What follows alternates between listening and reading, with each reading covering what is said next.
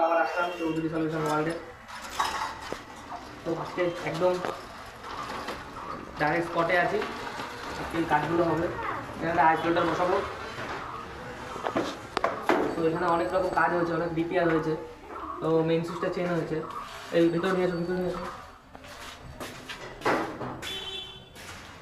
Main সুইচটা আগে এখানে ছিল, এখানে এখানে মিটার ছিল, এখানে মেইন সুইচ ছিল। তো মিটারটা এখানে ঘর রিডেকোরেশন হবে, তো এখান থেকে চেঞ্জ হয়ে পুরো বাইরে গেছে, ঠিক আছে।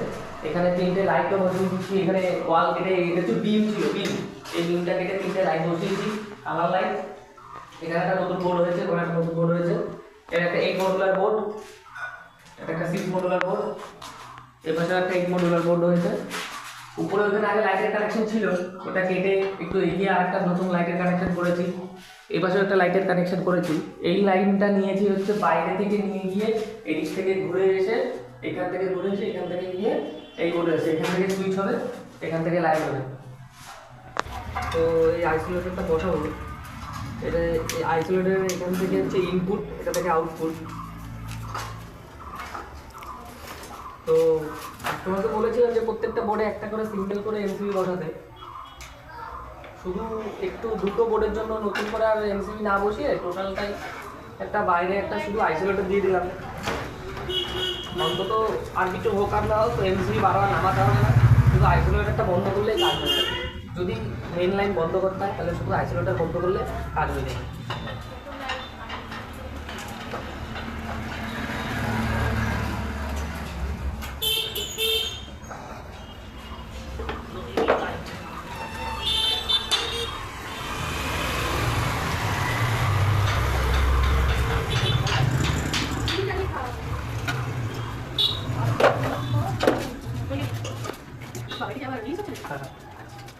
একদম নাচলে মোটিভ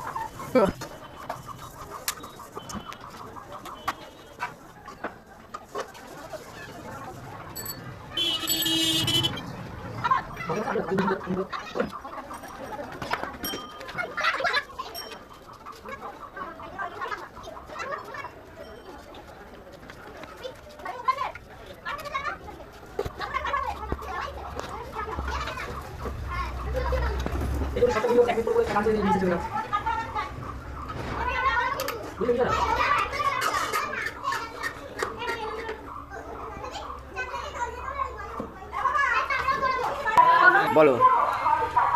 আসলে লাগানো হয়ে গেছে, লাইন বন্ধ, চালু এদিকে আসবো। এখন আর মেন সুইচ বারবার নামাতে হবে না। যদি মেন বন্ধ করে কাজ করতে হয় তাহলে আপনি জাস্ট এই আইসোলেটরটা নামিয়ে কাজ করতে পারবেন, কোনো সমস্যা নেই।